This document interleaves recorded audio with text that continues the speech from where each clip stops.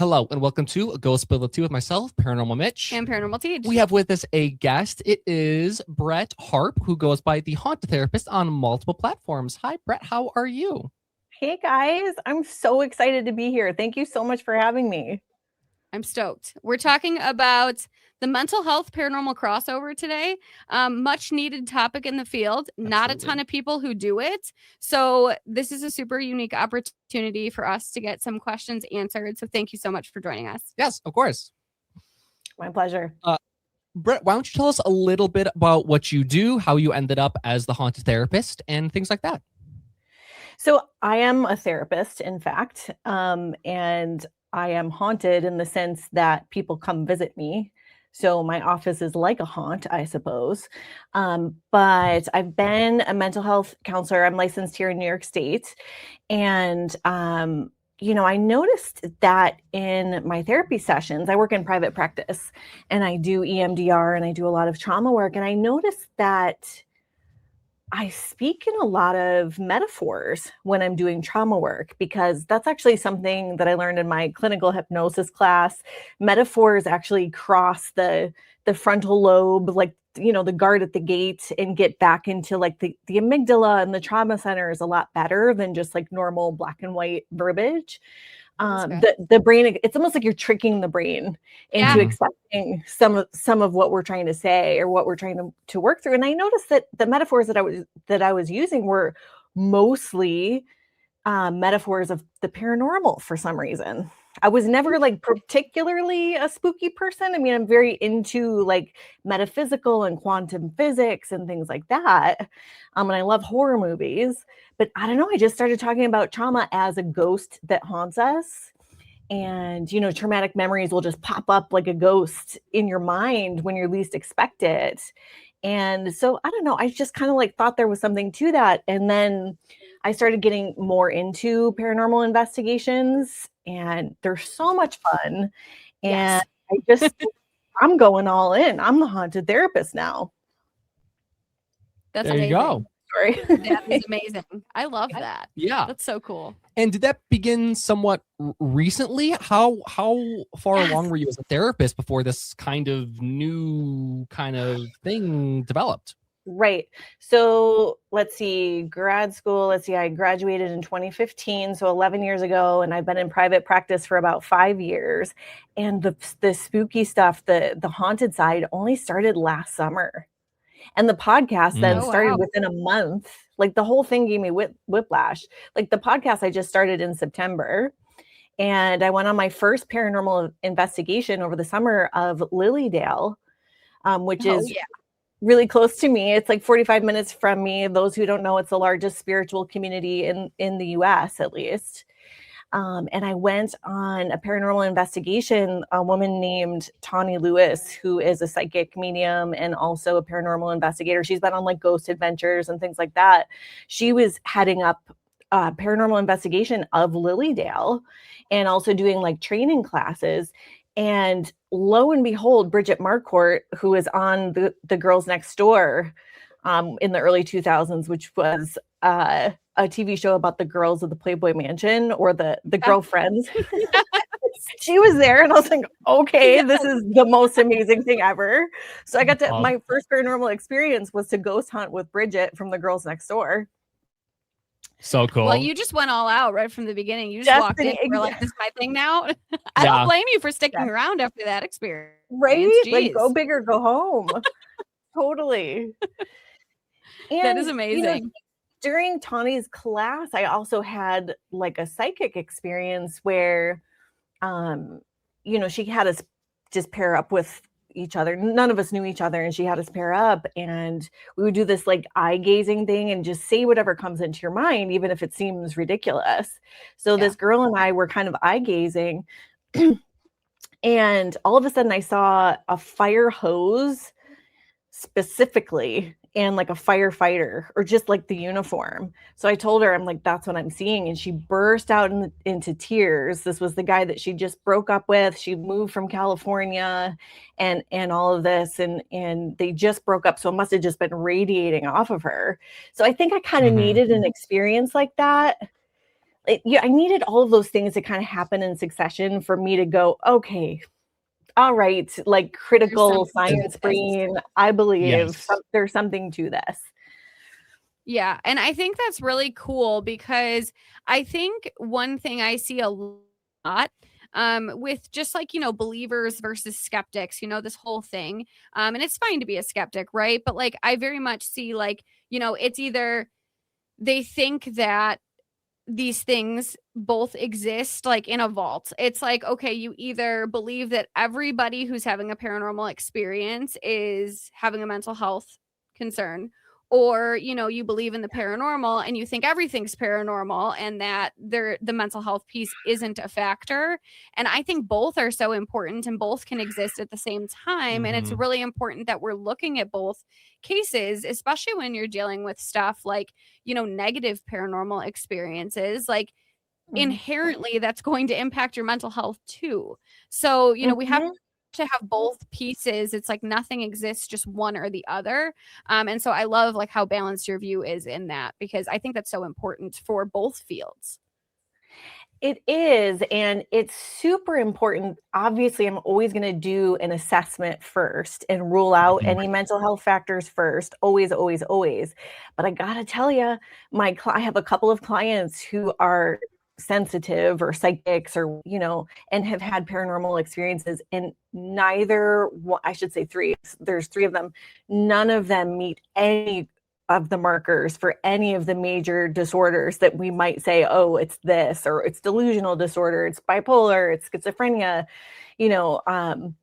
DID, which used to be called multiple personality disorder. That's a big one that does a lot of crossover between the two, like possessions and things like that. And as a matter of fact, in the DSM, which is the Diagnostic and Statistical Manual, which is how mental health professionals diagnose everyone, there's even some literature in there that allows for, as long as something is spiritually sanctioned or culturally expected, they allow for things like possessions and things like that. So that's really interesting that that's even in there, right? Yeah, it's all the way at the back of the book, but it's there.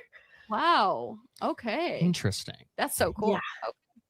Yeah. So I think now that you've had some of these experiences, you've kind of been on this, short journey. How has your perception as a therapist changed?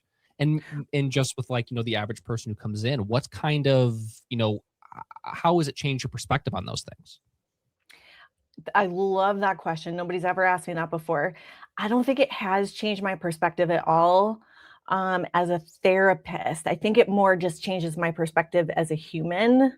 I still kind of do all the same stuff. I've always been super open-minded. It's part of why I was drawn to this profession, super curious on people's stories and things like that, super non-judgmental, spiritually open my whole life.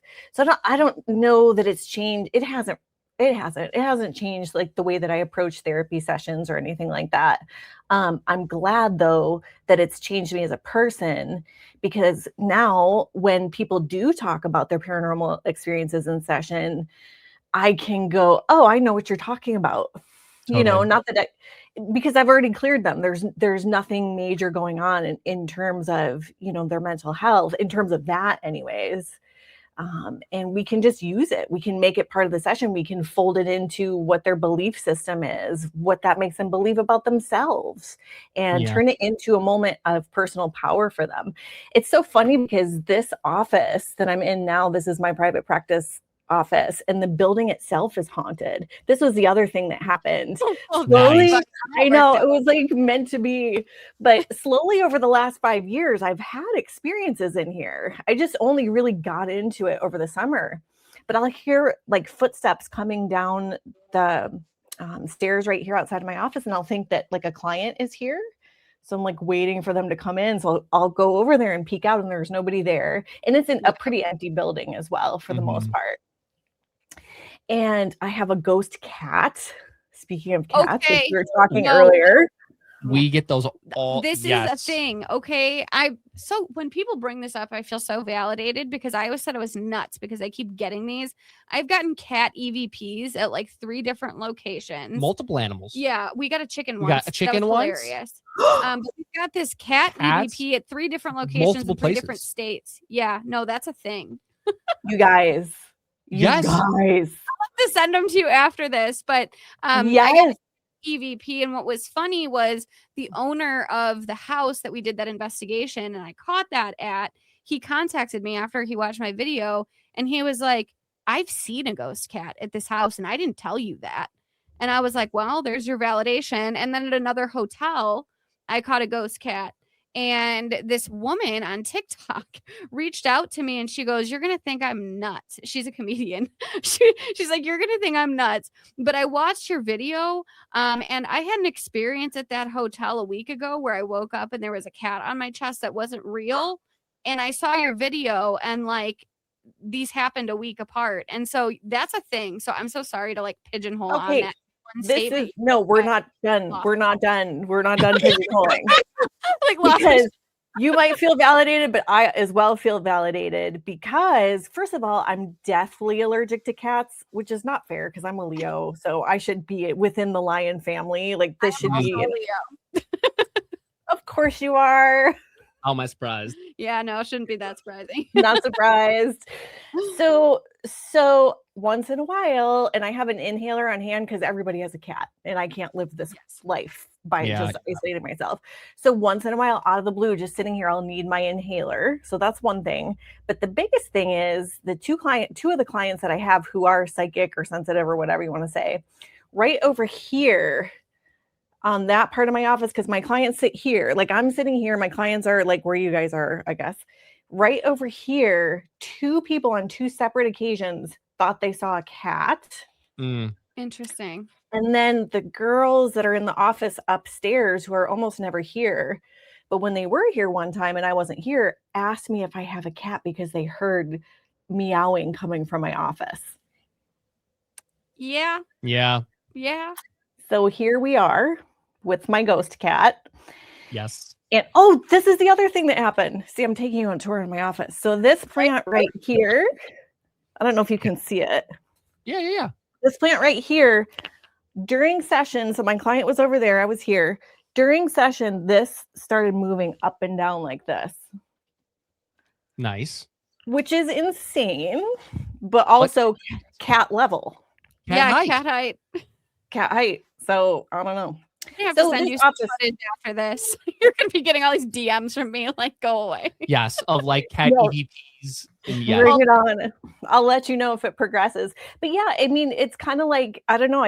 I've felt called to the paranormal, literally, because of these things happening, but also just this feeling inside of me. And things just keep lining up. So here I am. We I guess I often say that some of these things that feel like coincidences kind of aren't coincidences, and things just kind of happen. You just put you on a path. Like you just kind of are there, and things just happen and things line up. Like we've met incredible people from this, but we've met some of our closest friends through this. We've met people who like, we really resonate with as humans. It's really interesting experience. It's kind of feels like, however you want to perceive it, but some of it's kind of decided, and it's like, okay, you're just, you're going where you meant to be, and you feel like, okay, these are kind of my people, which I think is super important and super validating. Yeah. Yes. And that's been a huge pull for me as well, as the people that I've met. And it's funny too, because there seems to be a commonality of former theater kids and or people who are neurodivergent, which I have ADHD. I speak openly about it. And this keeps popping up. See what I'm saying? It's so interesting. I want to study that. For you about that, because this actually comes up a lot. So I run like an online Discord community, and in our Discord community, it's like a really tight-knit group of people. But what we always like find out, like even new people that join, like almost everybody in that server, and there's hundreds of people in the server at this point, they're either neurodivergent, or there's like a trauma piece, or both.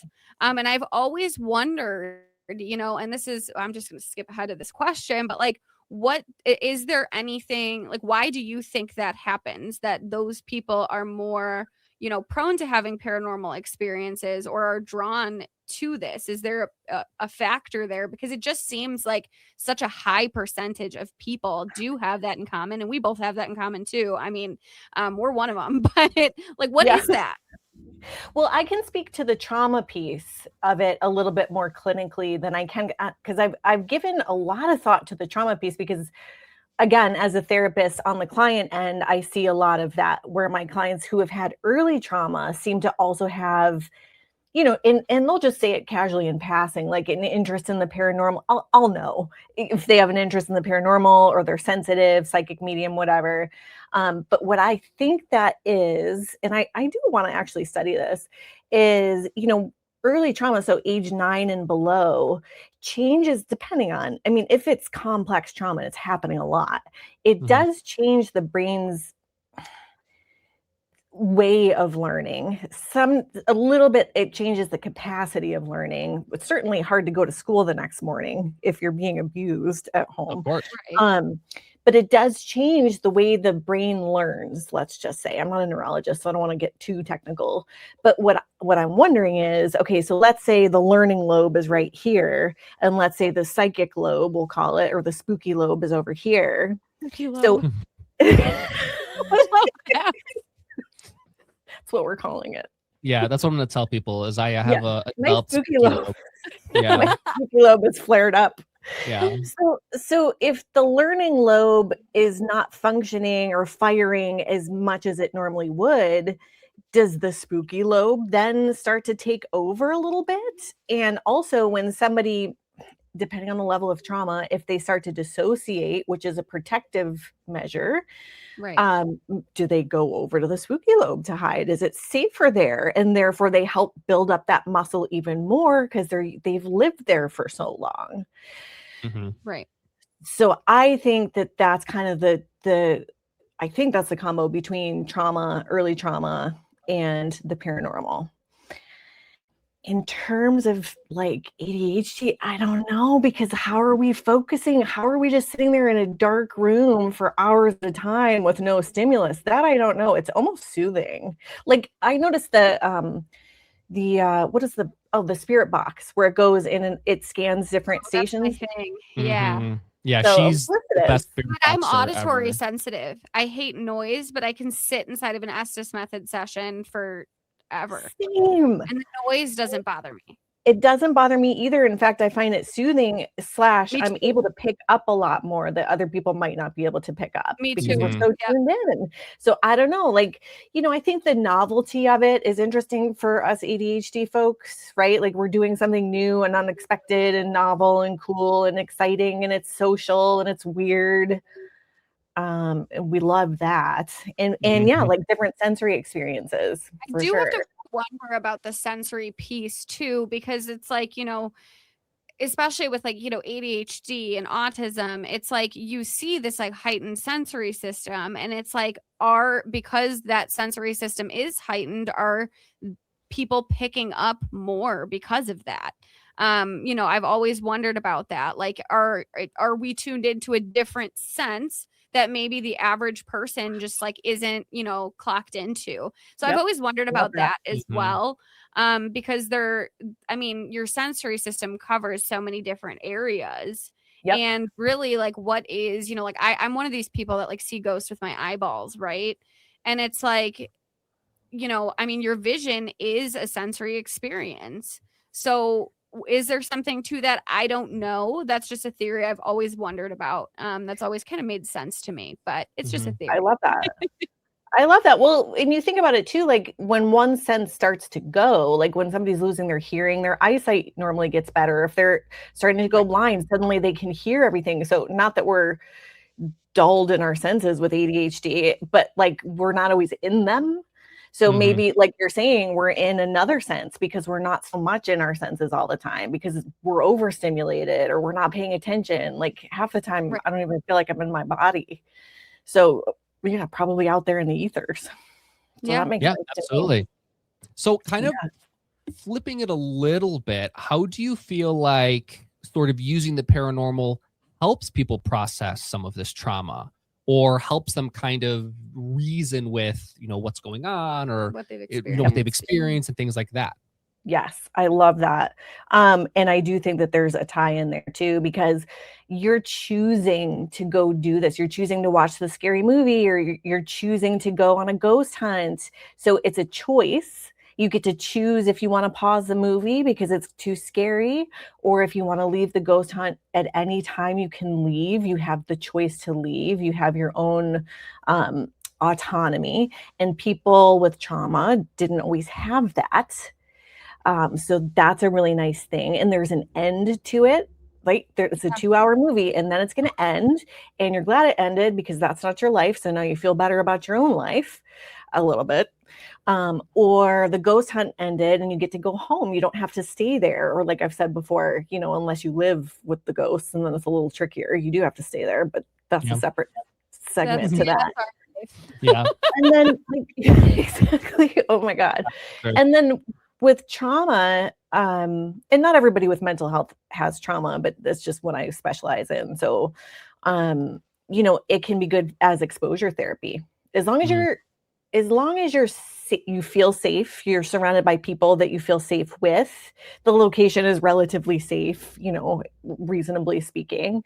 It can be almost like putting your nervous system through like a series of tests that you can flare it up, and then it can come back down, and you can flare it back up, and then it comes back down. Right. And then like the spirit box, if it's going bad, you just take the headphones off. I always tell people, I'm like, you're not stuck in there, just turn it off. Mhm. Hang up. yes, It's like, and then it's over. exactly. You have choice. Yes, you have Mhm. choice, and you get to rev up your nervous system a little bit, which can be important for people. Also, the other thing is, and this is true, so to get away from just the trauma segment alone, curiosity is so good for the brain. And as a matter of fact, I learned I should do hypnotherapy more than I do. I really don't do it enough, but I learned in my clinical hypnosis training that curiosity is literally the opposite in the brain of anxiety. The two can't exist at once in the brain.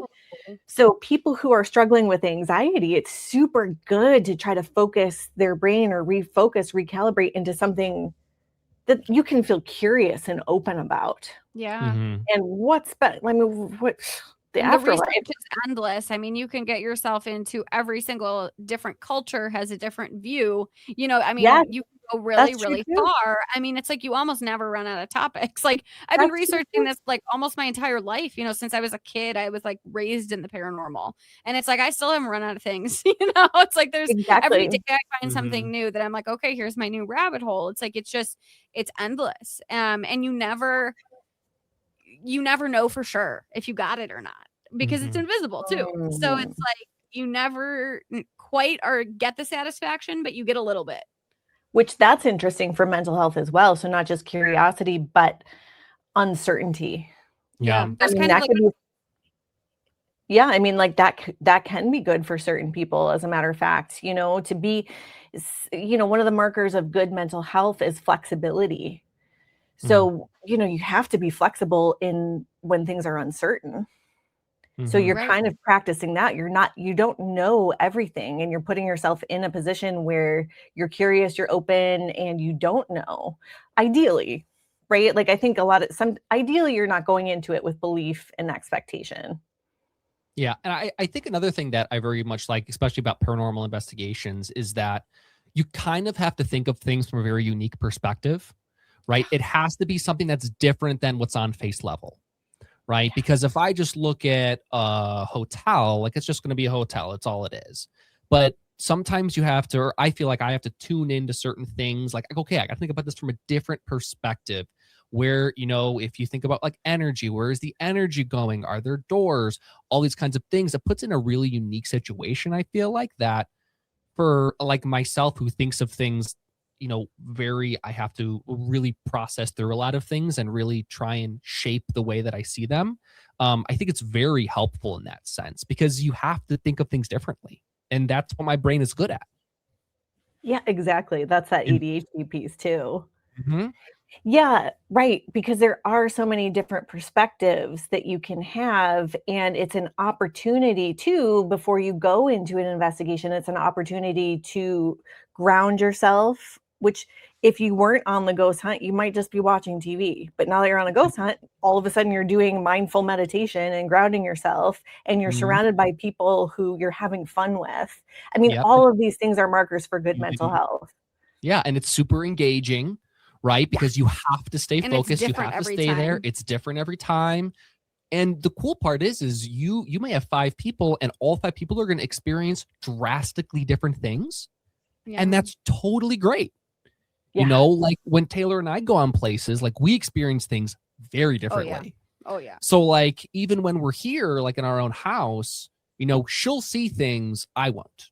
But he hears things But and I I don't. hear things and she doesn't. So we kind of have both. So Oh. it's just this like we have to basically like almost work together to get all the kind of pieces. create this common piece. It's a really unique thing, I think.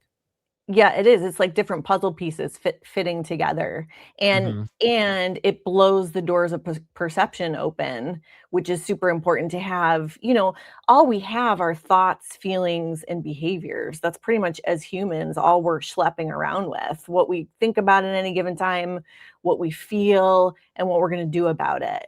So it is nice to have this glaze of all of it and none of it. Right. Mhm. You know, a spiritual or a fifth dimension or sixth dimension or however many dimensions, you know, or sixth sense, fifth dimension, fourth dimension. I don't know how many there are, Yeah, you know, all the Dimensions. dimensions, the everything's things, matrixing all the time. yeah, sure. Yeah, One yeah, and question I have that I get asked a lot as an investigator that I never know how to answer, and you are probably the perfect person to answer this. I have been asked by a lot of people who do have mental health pieces. You know, they do have mental health diagnoses, and but they're also gifted or and they're having paranormal experiences. So I've been asked many times, and I never really touched this question because I don't know how to answer it, is how can somebody who is experiencing both tell the difference? mm, Because that can be really challenging, and so people will ask me, like, do you think this is in my head? And I'm like, I can't tell you that. And so that's something that a lot of people I know wonder about. that's a great that's a great question and a super tricky one to answer, but I think it comes down to repetition. So, repetition and is there anything else going on? I mean, it is true that somebody could have like a mental health crisis, like a psychotic break or a psychotic episode. I'm trying to think. I can't think off the top of my head, though, the shortest one that would indicate that that would be clinically accurate. I think it's got to go on for at least a day. So if this person's only having one moment of it, then it probably wasn't a psychotic episode. Mhm. If it's only going on for a few days and then it goes away completely and it never goes back and comes back, it could be one instance of a psychotic episode. Absolutely, it could be. But if they've never had anything else happen to them, if there's no other indicators of any other diagnosis, if there's nothing going on in the environment that could trigger something like that, then why can't we look at it through the paranormal lens? But they have to just look at different indicators, like how long has that been going on? Has it happened before? Is there anything in their lineage and in their, their family of origin that could indicate that particular type of mental health? Do they see a therapist? Is their therapist open to talking about this, right? Because like we can't run around and just diagnose. I'm not going to be diagnosing people on the fly, right? So Right. certainly that's not appropriate to do. So, but to take that into their own hands, maybe to just work with a therapist on that, I would encourage people to talk to their therapist about it. Hopefully, they have a therapist that they feel they can speak openly about that with. I think there's so many, like if you go on psychologytoday.com, you can narrow down by your insurance provider and your zip code and what you're looking for. And you can just scan through pages of people and their pictures, and you can get a sense of the person that you can tell to that you're seeing ghosts. and feel like you can have an honest conversation and assessment. The repetition piece is very interesting from an investigative lens too. And I never thought about that. That is genius, because from a paranormal lens, when you're looking at paranormal experiences, they are not repetitive and they are not ongoing. Spirits are operating on a finite amount of energy. So a lot of times it's like one thing happens and it's like the big cool thing, and then like nothing happens for 3 weeks because and I mean we live with 100 haunted objects, and there are days where nothing happens. There are many days where nothing happens. Yeah. And then there are other days where it's like a whole bunch of stuff and you're like, oh, okay, I guess today we're having fun. But I think that repetition piece, it's like you're not seeing, like in my case, like if I'm seeing somebody walking through the house, I see that for 3 seconds and they're gone. I'm not like ongoing seeing this person just around and hanging out, because that's just not how it works. Yeah. And so I think that's really interesting. I never thought about it from like a repetition standpoint.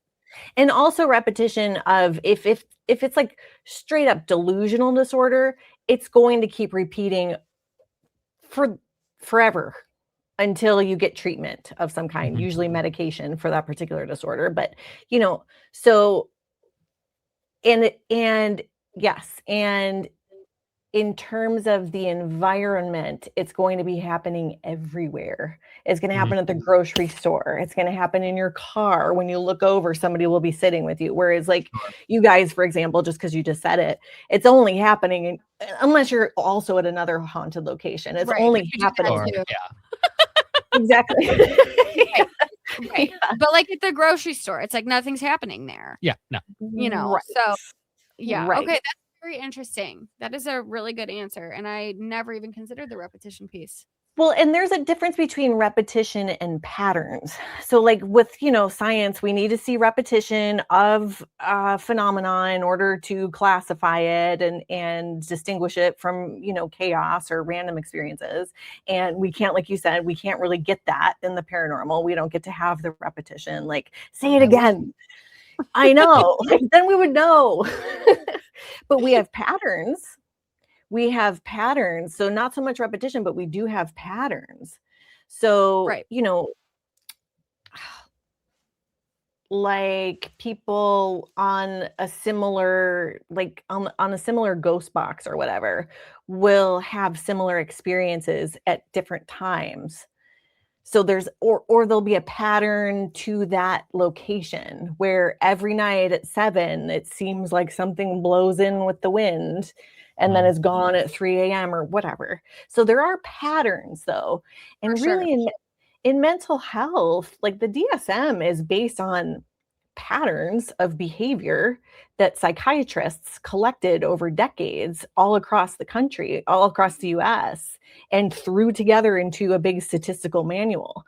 And that was mostly just patterns of behavior. And here we are like doling out medication based on patterns of behavior. And yet, God forbid, we say a ghost is real based on patterns.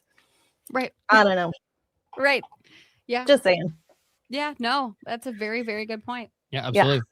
So then how do you think, like, let's just say an unhealed trauma is connected to a perceived haunting from like the mental health perspective? How is that related in that sense?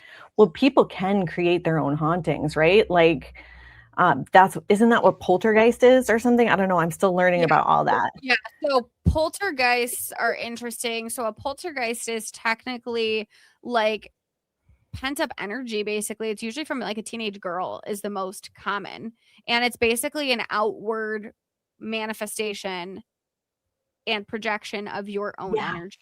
Yeah. Okay. That's what I thought. Right. Yeah, it's really it's pretty wild. Which is crazy. The brain can do that.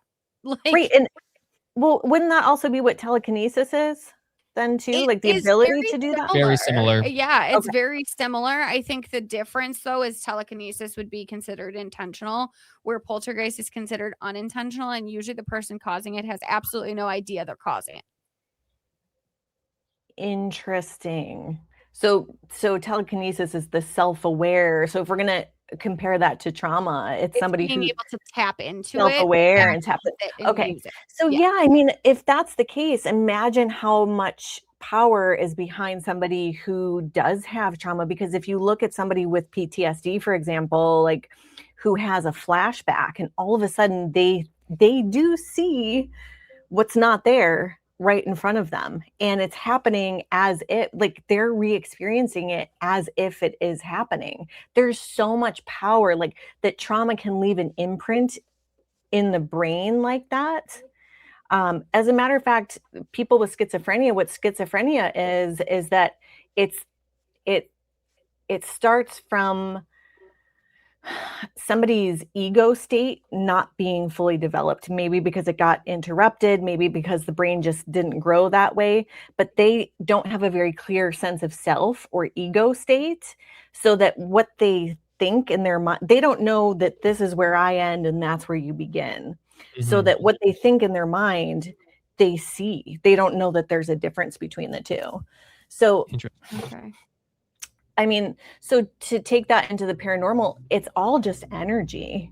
Like we're energy, you're energy, I'm energy. There's energy between us right now. And so it's a manifestation of energy. Yeah. And I always think it's interesting how, we keep on finding that we have an influence on the space around us. Yeah. Right? Through just our perceptions or thoughts. Like we've discussed in multiple times with different people how we may go to the same place, like a same paranormal location, but who we are with and our Changes the experience. attitude and all these things completely change it. Like we've had times if one of us is really stressed or frustrated or whatnot, and we'll go to do like a spirit box session or some communication session, and it just nothing will happen. And we're like, you know what? We're not in the right mindset for this. It really does play some sort of influence on what's going on around you, which I think is crazy. Exactly. Which, going on the investigations can be good for your mood. So it's not necessarily that if you're in a bad place, you shouldn't go because you don't want to negatively impact the investigation. Because when you do go, you might actually be transmuted into like a better state of mind. But intention matters with all of this too. Like before you go in, just clearing your mind and setting intention for that you want only the highest good and to attract, to just see something. So we know about intention with the paranormal, but from a mental health perspective, how does, setting intentions benefit somebody? It's everything. I use this train analogy where intention is the engine of the train, and then the next car should be thoughts. And then in the back, I think the caboose should be feelings, because when the caboose is driving, that train is going to go where it wants, what it feels it wants to do, what the heart wants, whatever that means, right? Like I've been derailed so many times in my life from following my heart. We have ADHD up here. It's good sometimes. It's good sometimes. Well, hopefully they're all in alignment. So, hopefully your heart helped you make your decision on what your intention is, right? Like they should all be in a line, but every day, ideally, you wake up as the intention is the engine of the train and driving the train of where you want to go, because you set the intention. Even it could be simple. It doesn't have to be this massive thing. Like I'm going to drink 10 cups of water and, get my 10,000 steps. Like it could just be, I don't know. I kind of want to, today, my intention is to observe my thoughts and try to reframe as many negative thoughts as I can that I can catch, or as many anxious thoughts as I can catch. That's my intention today, or to be gentle on myself or kind to myself. So I think intention is everything. I really do.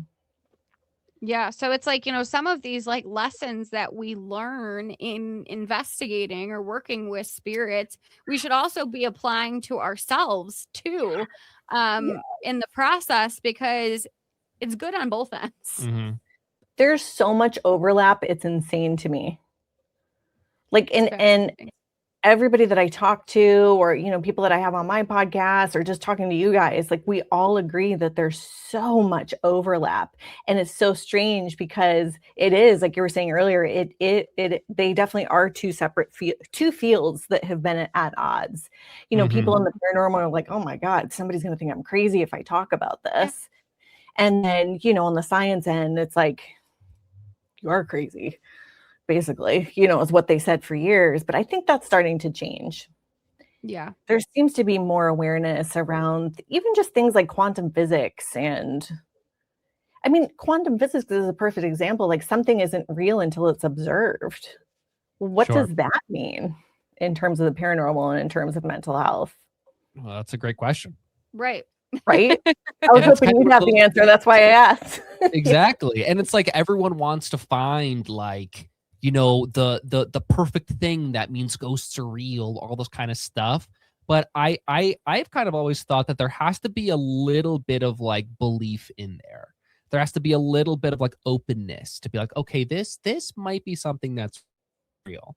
Because I really truly feel if you go in and you expect to not have experiences, you won't have experiences, and that's fine. Because you shut yourself You off shut to yourself any off. possibility that exists. Yeah. I mean, even if, like, there are certain people where it's like you could literally shove the evidence like in their lap and they still come up with the most implausible things. I mean, I've had people on live streams think that I have like literal like lasers wired into my walls that are making things happen. I mean, where I'm like, what are you talking about? Or like people have been like, there's a person behind the shelving unit, and I bring the camera over and show that the shelving unit is pushed up against the wall. And they're like, well, there's a hole in that wall. And I'm like, yeah, because I put too many nails in and I hung the shelf in the wrong spot, But it's like, when you don't want to believe, there's going to be nothing that can satisfy that.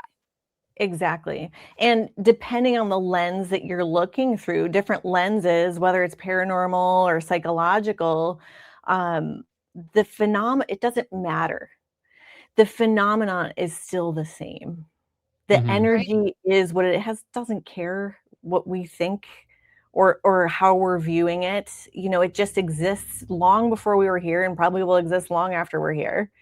And we're just observing it, but we're observing it through different lenses. Like somebody had on my podcast recently was talking about something that he experienced at an asylum. I can't remember the name of or which one it was, but they saw a shadow figure go by, and he was saying, like, if he was a UFO guy, that would have been his first alien that he saw. Or if he was, into cryptids, that would have been his first Bigfoot that he saw. So it's really just, but it's still, something still went by. Or if somebody's a complete skeptic, who knows what they would come up with, right? In an completely abandoned building. I mean, come on, what could it be? Yeah, it was a shadow of someone walking outside. Right. That wasn't there. It's perception. It's perception of what's happening. I mean, it's your lens. And I think that's cool because it's uniquely yours. Yeah. Right. So how would you support somebody who is feeling like the paranormal experiences that they have are causing a degree of trauma, right? Like, I mean, some experiences people have are so negative with the paranormal that like those can be a trauma in and of themselves. Yeah. I mean, I've heard horror stories. I mean, absolute horror stories from people.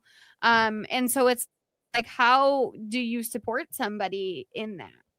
Yeah. So great question. You guys have literally some of the best questions I've ever been asked. So I just wanted to put that out there. Thank you. No, really. So the first thing I would need to know is, are you living in the haunting? Like, when you leave my office, are you going home to a haunting, or is this just residual trauma, which I compare, trauma or PTSD to a residual haunting, because it's just something that just keeps playing over and over. So that will matter. Whether it's internal or external, it's still an experience you're having. Totally. But it will matter, because we can do all kinds of trauma work. But if you're going home and something's going to lurk in the shadows and re-traumatize you, then that's a whole other treatment plan. So probably a less complicated one would be to talk more about if somebody had a really terrifying experience and it's still haunting them, I guess, because that's a little more clean to talk about at least. So, first of all, it's got to feel probably pretty good to somebody to be able to just sit in like a therapeutic space or a safe space and be able to talk about it openly and not feel judged or diagnosed. So that's the first thing you want to be able to do, is talk to people about it. The other thing is, if it's truly haunting you, then it was a traumatic experience. And I personally would do EMDR with them, which that's eye movement desensitization reprocessing. They do it. It's a top tier intervention for trauma. They do it at the VA. It's good for people who have had combat or complex trauma.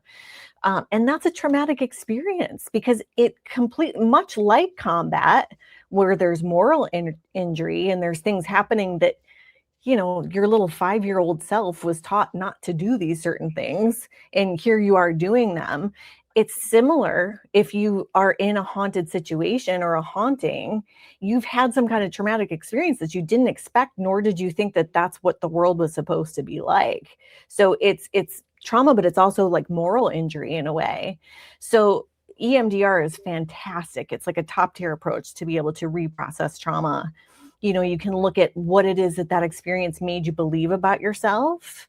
It takes it from a stuck place in the brain, like it's lodged in the brain. It gets it out of that residual haunting, and it turns it into an intelligent haunting, because now you can speak intelligently about it. This is what it made me believe about myself. Here's what I still believe. I still believe I'm in danger or that I can't handle it. So it turns it into an intelligent haunting, and then eventually it exercises it, so to speak, so that you can go, oh yeah, that happened to me. But you no longer have like a somatic or, emotional attachment to it anymore. And I think there's something to be said too about how difficult, going through those negative paranormal experiences, is, because there's also the piece where you go to ask your friends and family for help and everybody tells you you're nuts.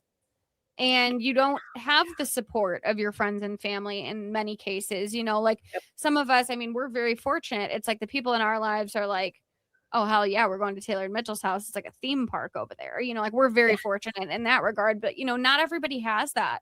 And that's very difficult.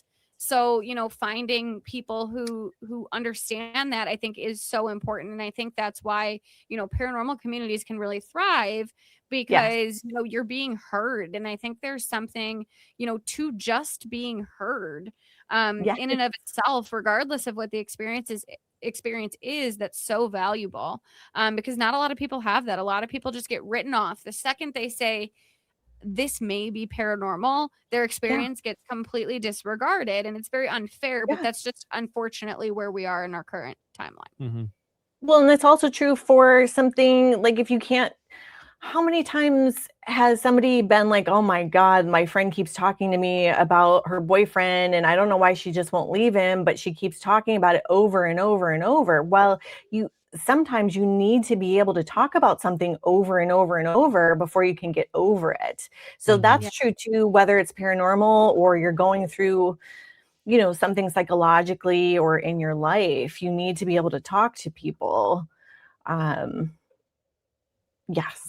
And that is something I found, and it sounds like you guys have too, about the paranormal community. It's such a supportive community. So many cool people. Yeah. Oh my God. It really is. And I think it's interesting because I feel like it's people that believe you first instead of people who are skeptic first. Oh, I love that. Right? Because if I just go to my friend and I'm like, oh, I saw this, they're going to be like, are you sure? Like, this is a little crazy. Where like, if we go to, someone who we've worked with in the past, we're like, hey, I feel like this is happening. They're going to be like, yeah, okay, tell me more about it. Let's talk about it. Let's figure out why this is happening. Like it has a very positive spin on a lot of things. Yeah. It has a very car are we driving vibe. Exactly. Yeah. And I think it's like, I think it's a combination of all the stuff that we talked about. Whether it's people's previous experiences, whether it's trauma people have worked with in the past, whether it's whatever, I think it creates a really healthy community. Yeah. We just all like going into dark places, whether it's an abandoned building or the human psyche. At least those are my joys in life, you know? The That's true. dark, like Which I've always found uninhabited corners. is like, why are people so, psychologically so drawn to being scared? Right. I think that's something a lot of people seek, is like, why do people fear seek in the first place? I guess is a question, because a lot of people, like, we're big into talking about like not fear mongering in the paranormal, because like we're not Yeah. scared. A lot of people get into the paranormal in the first place because they want to be scared. And like, Yeah. why is And that is a valid angle to come into it. I mean, that's why I love horror movies. But, I think we love those types of things because of the dopamine that it releases, which, come on, brain. Like, we got this big sack of dopamine just sitting there, and the brain just refuses to release it. It's like, go for a jog, and then I'll give you some. It's like, I got to work so hard for it. God, seriously. But doing stuff like this, or being scared, or going into the paranormal, very valid dopamine, adrenaline release. Super helpful, like we talked earlier about mental health, little exposure therapy, things like that. But I think that for some of us, the more that we get into it, like that might have been, came here for the scares, but stayed for the spiritual aspect of it. Yeah, for sure. Exactly. And that can definitely change for people. I mean, for Absolutely. sure. And also, like, as investigators, something we're always like teaching about is like, just because you perceived it as scary doesn't mean that that was the intent of the spirit, right? Yeah, Like, our brains don't like the unknown. And so that's something we're always trying to teach about, like with haunted objects cases, is like, just because you got scared doesn't mean they wanted to scare you. That was just your reaction to the activity that presented itself. And there's different types of fear. Like, I had a demonologist on my podcast recently, and she talked about the fear that you will fear or feel if this is something that's demonic, which is incredibly rare. But if you do, it's a very specific primordial lizard brain amygdala type of fear, where it's like, I gotta get out of here, and my life is in danger. Which, sometimes we feel like that when we're scared, but it's a very distinguishing kind of fear. Like, whenever something's happened to me on an investigation or whatever, and it feels a little scary, it's an interesting kind of fear. It's like you almost run towards it, I suppose. Maybe not everyone, but those of us who are a little kooky run towards that. Yeah. But it is interesting to distinguish between different types of fear too, that fear isn't just one thing in and of itself. Mm-hmm. Yeah. I also think fear is just a very potent emotion. Yeah. It's just, it's so funny. I've always thought this way. I've always thought Monsters, Inc. kind of had something figured out. Go ahead, I'm listening. I love that movie. Whole Monsters Inc. So, That's the whole thing. The idea Mike of Monsters, Wazowski. Screaming in fear creates a high amount of energy, and it's much more than other stuff. That's why they scare, and kids are more likely to experience fear. We scare because we care. We scare because we care. So that creates, I honestly think, like, that's how I sometimes have explained it to people. Like, it's a very potent thing. And it's I am so mad that I did not think of that comparison first, because now I have to quote you. Steal it. It's steal yours. it, take it. But I've always thought about that, and I'm like, I love that. Because it's like, oh, it's an experience that's it's unlike other things for some reason. Yes, it is it's like the deep tissue massage of feelings, for sure. Yes, it's way in there. It's way down deep. Yeah. There you go. Yeah. And it does change the environment too, right? Like, they always say, well, don't show fear or whatever, which they go over the top with. Some people go over the top with that, but they say, to try not to show fear, because then it'll attract something negative. I don't know if I believe all that. I'm not sure. Just like attract like a teenager that wants to have a really good time with you in our house. I mean, that's Pretty what much. it is. It's like, it's not even anything negative. It's just like, you show fear, and like, we feel like teenagers that are like, okay, game on. You're hilarious because you're screaming, yelling, and acting a fool. So you're going to be our next target. We have that a lot where it's like, now I'm having fun with you. That's funny to me. Other spirits, especially kids, kid spirits a lot by you being scared. Like that's a very emotional thing. And some teenagers too, but there are also like other certain spirits who like, they get such a thrill. Like they get an adrenaline rush off of your fear. And then it's like, okay, I want to make them scream again. And we do have some of those spirits too. So I think every spirit responds to that differently. So as much as fear is potent for us, I think fear is potent for them too, just for different reasons. Or any strong emotion. Yeah. Of course. Yeah. Interesting. Yeah, it's attracting something. It doesn't have to be something negative. It's just, it attracts something specific.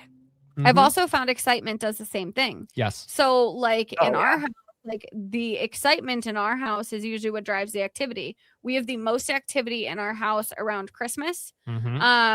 Like my birthday, because we do a big birthday party, like big holidays when we're hosting, when they're getting offerings because they get like gifts, and we see like a huge uptick because there's so much more excited energy in the house that we typically see more activity. So we have this one haunted doll, Connor, who he falls down, and we always joke like, okay, Christmas is coming. Let's see how many times, Connor's going to fall because, the days leading up to Christmas, he goes down almost every day. The days leading, right after Christmas, he goes down almost every day. And then he's quiet for 2 months after that and doesn't move at all. And then Easter came up. We do an Easter egg hunt. Connor falls on the floor. And so it's like we see that with excitement too. Like excitement can be just as potent as fear. And so, a lot of times, like in our house, the paranormal activity is actually more rooted in fun than it is that scary piece. And I will say, I have something that happens to me, like a sensory cue of mine. When there is paranormal energy, I start to feel a little bit nauseous, and I absolutely don't I don't associate that with something negative. I know some people do, but I know that it's not. I know that it's just that we have a brain in our belly. So I know that that part of my brain is lighting up going, something's happening. I feel it a little bit. And all of a sudden, as soon as you started talking about Connor, I started to feel that. So that's interesting. Like the energy, and it could just be what we're talking about, but the energy is strong. Like I can feel it from here possibly. Yeah, like when we talk about them, a lot of times it's like, especially with Connor, like he's a kid, he's 13. So it's like, ooh, somebody's talking about me. Like, this is really cool. Cause like a lot of them like being on video. Like this is a big thing. They love the videos the podcasts and people talking to them and coming. And, like it's positive spirits, right? So it's like, they get excited about that attention and it like means a lot to them. And so a lot of times it's like the second you say their name, they're like, what's going on? Oh my God. So yeah, but it is interesting how like the energy can shift just like that. It's like energy is never the same. So it's like it leads you to wonder too. It's like when you're in these experiences, like what can we do within ourselves to shift our own energy to potentially shift the experience we're having at a location? Yes. And that's part of why this is so good for mental health, is that it forces us to check in with ourselves. I mean, ideally it does. It gives you the opportunity. And it's highly recommended that you check in with yourself and check yourself and make sure that everything's in alignment and that you realize you have dominion over your own body. Nobody else does. And that's super helpful for people who have had trauma as well. And it puts you in touch with your higher self too, possibly, right? Like in your intuition, your intuition is just a language of your higher self. And how nice is that to be able to have a reason to communicate with your higher self on a Thursday night. Right. Or whatever today is. It's a day. Is it a Wednesday? It ends in Y. I don't know. Yeah. Cool. They're going to be watching this on Saturday, but it's Wednesday now. Oh, cool. Can't wait. I think that's a great little piece to end on. Yeah. Yeah. So thank you so much for this. Thank you. I could talk to you for like 8 more hours. Seriously, I feel the same way. For real. So we're going to have to connect for sure. Yes. But thank you so much. Thank you so much for this, for sharing all this good information. This is so needed in this field. And I really appreciate you being so open, because I think there are a lot of therapists who are open to this idea, but would never put themselves out there and publicize it and show their interest. And so I think that is really awesome that you're willing to do that. And I think it's a huge service to the paranormal community, you know, and people who are dealing with mental health. It's a service in every way. So thank you for doing that. Well, thank you so much. Of course, we are going to go into our commercial break. So you guys watching, dance, do your thing. You know the drill on the commercial break, and we'll see you in a minute. I was built to last with the webs I'm weaving. I could change the past with all I'm achieving. Got my foot on the gas, never stop competing. If you break my glass, then this life's gonna end. I wanna be the best in the game, invest in my name. Check no restraints, I'm obsessed with the pain. I ingest, I retain, assess and I change. Possessed by the thought I'll be free one day from society's restraints. Money, clout and fame, mud, disease, a plague. We all love to hate, have to play the game, have to make a name. All our insecurities are on This display. is war with the enemy, think that it was meant to be. Living in a time where disease is on every screen. I won't let them fester me, I know most are festering. Negativity is a plague for the mentally weak.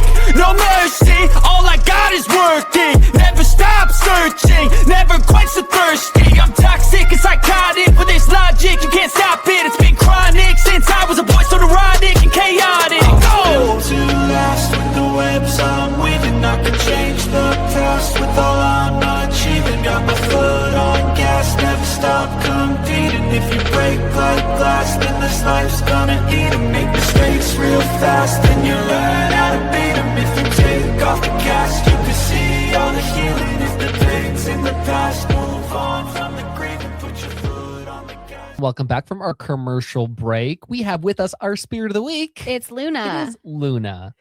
Taylor, why don't you tell us a little bit about Luna? Yeah, so Luna is the perfect spirit of the week for this episode. Absolutely. Luna is our live-in mental health guardian. She is absolutely incredible. I don't really know how to describe quite what Luna does, because it's very much like physical sensation based. Very comforting. But Luna is one of these spirits. We don't know what she is. 99% sure she's a non-human spirit, because typically human spirits aren't able to do what Luna is able to do.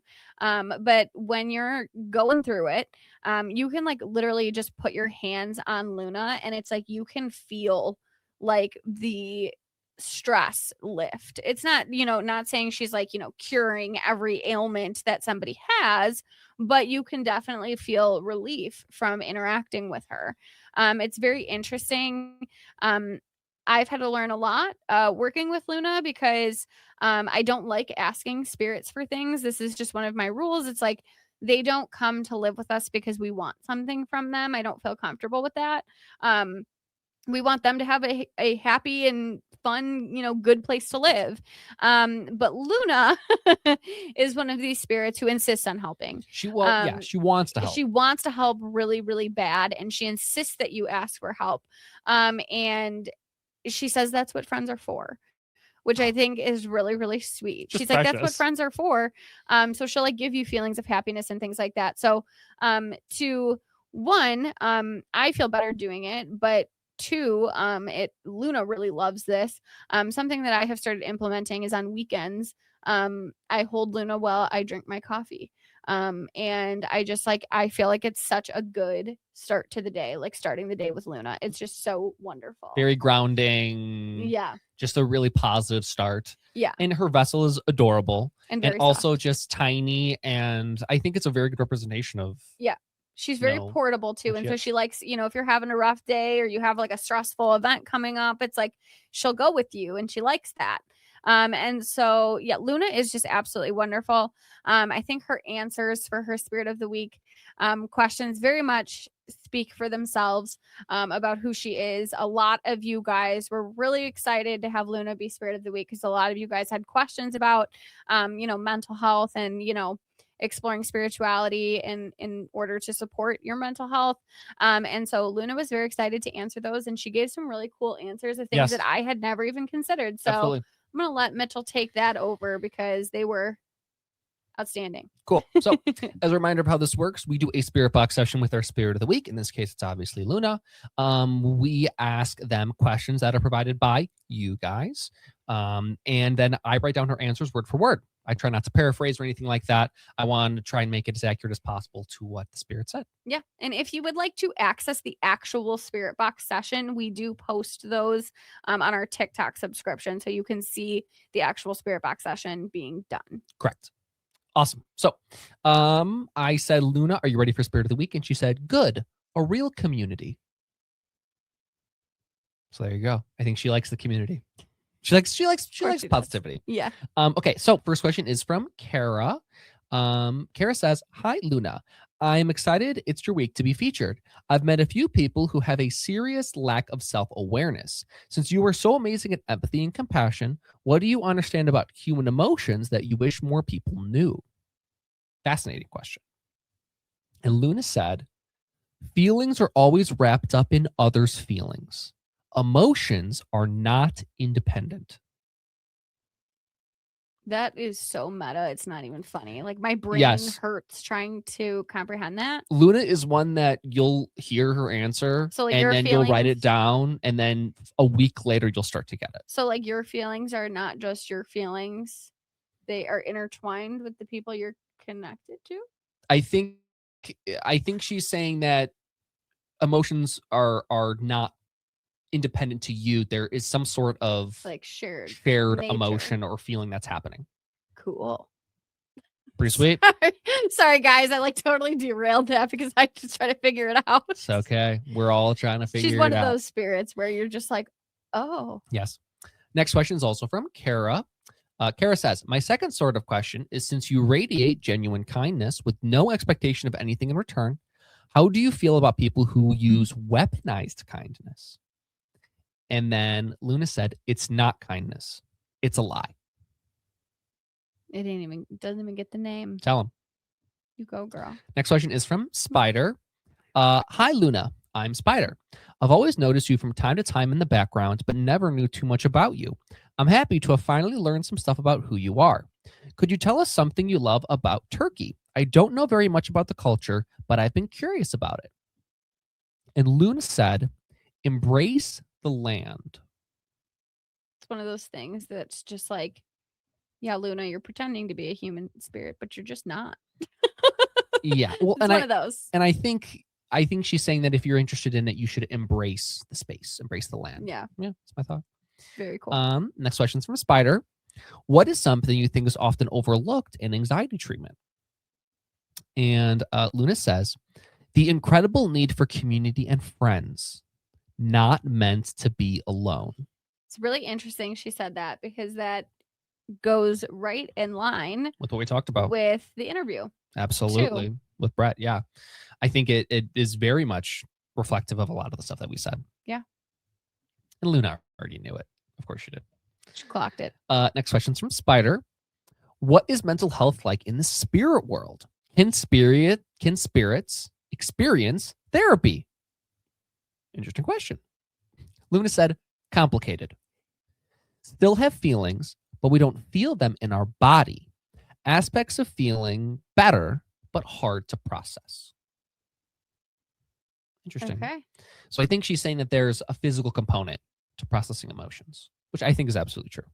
Right. And But without we talked that, about you it. still experience it. It just is different. It's just different. Okay. Yeah. Cool. Next question is from Caitlin With a K.